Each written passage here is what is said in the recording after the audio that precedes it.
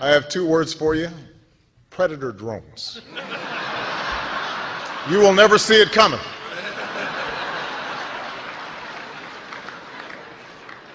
You think I'm joking?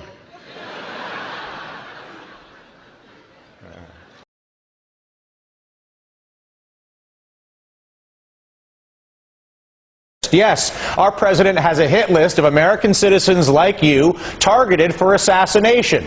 Now, I want you to imagine George W. Bush had a hit list of Americans targeted for assassination.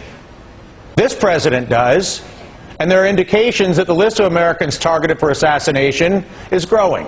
The CIA's list included 3 people, apparently, just a few months ago, but in a recent interview with the Washington Times, President Obama and his top terrorism advisor, John Brennan, said there are dozens of U.S. citizens around the world that are, quote, very concerning to the administration. Brennan also making 2 distinctions about who would, quote, face the brunt of the U.S. military response. Group 1, a U.S. citizen found on the battlefield in Afghanistan or Iraq attacking U.S. forces. Makes sense. Group 2, a U.S. citizen in Yemen or Pakistan or Somalia or some other place attacking U.S. forces. It is unclear, however, if the dozens Brennan mentioned are on that list.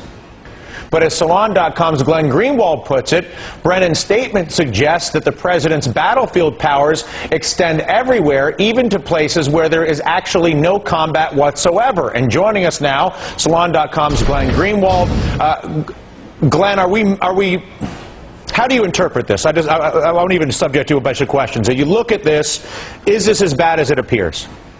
It's probably worse than it appears. I mean, look at the controversies that were created during the Bush administration when the president got caught spying on American citizens without warrants or trying to detain them without due process. Here you're talking about something far more extreme. You're talking about targeting American citizens for murder, for assassination, based merely on the allegation that they're involved in terrorism. No evidence, no charges, no trial, nothing. And it's extraordinarily dangerous, especially when you consider the fact that when allegations of terrorism by the government are subjected to judicial review, in overwhelmingly high percentages of the cases, 72%, courts find that the allegations are without merit. So who would ever justify allowing the president to target American citizens for assassination without any judicial oversight or charges or due process of any kind? Do you believe that if this was President George W. Bush, who was widely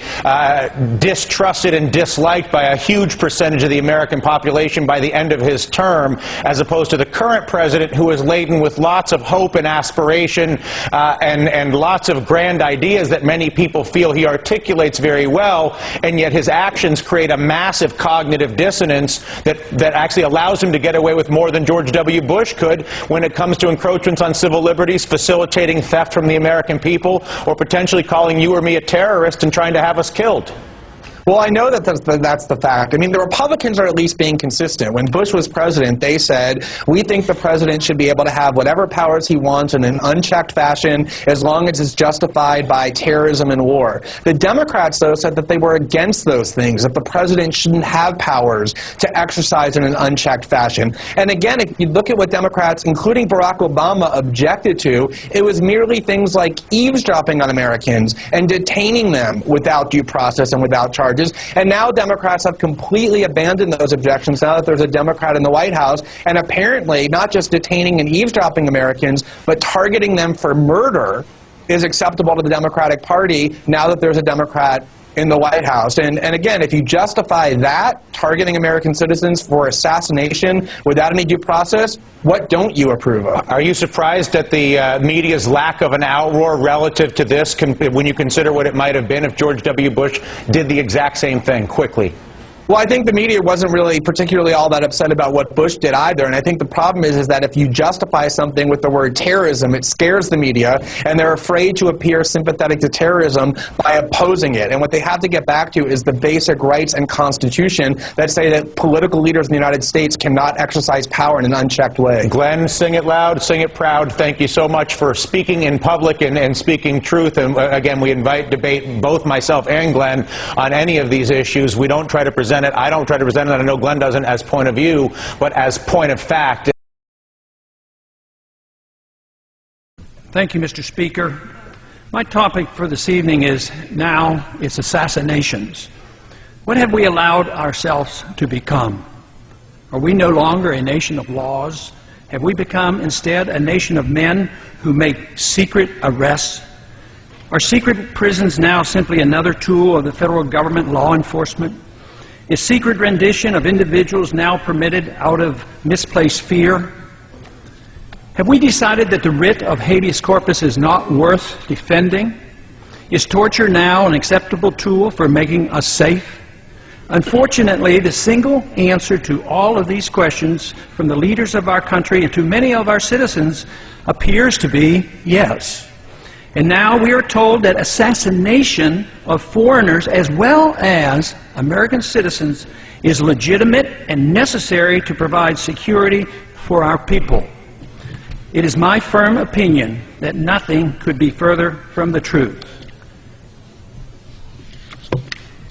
Secret arrests, secret renditions, torture, and assassinations are illegal under both domestic and international law.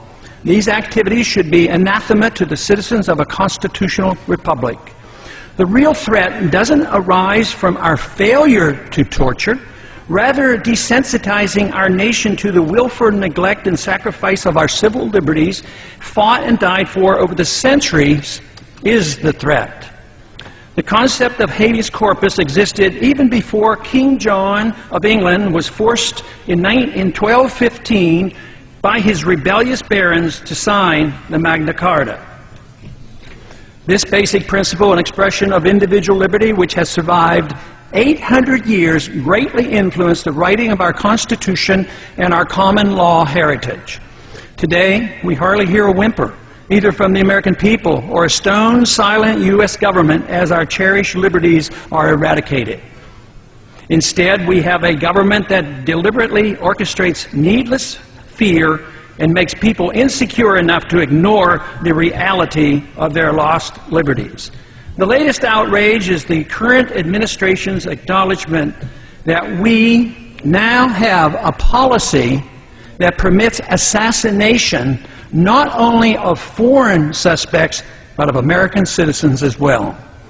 Of course, the CIA has used secret assassinations in a limited fashion for decades, despite international, domestic, and moral law. When done secretly, as in the past, our government at least recognized that assassination was illegal and wrong. Frighteningly and astonishingly, however, the policy is now explicit. National Intelligence Director Dennis Blair, in open testimony before the House Intelligence Committee on February 3rd of this year, acknowledged that American citizens can indeed be assassinated at our government's discretion. The U.S. government attempted to assassinate Anwar al-Awlaki in Yemen without even charging him with a crime. We're told this evidence is secret, that he does not deserve any constitutional rights, and that some unknown individual in the administration has the authority to declare him a threat, and therefore a legitimate target for assassination. Yes, I know he's probably a very bad person. Yes, I know that only a few Americans are on the assassination hit list. Yes, I know that artificially generated fear makes a large number of Americans inclined to applaud this effort, which supposedly will make us safe. But if this becomes standard operating procedure and a permanent precedent is established, let me assure you that this abuse of the law will spread. It's time for Congress and the American people to wake up to the realities of the dangers we face. We must remember as members of Congress that we have taken an oath to protect and defend the Constitution from all enemies, foreign and domestic.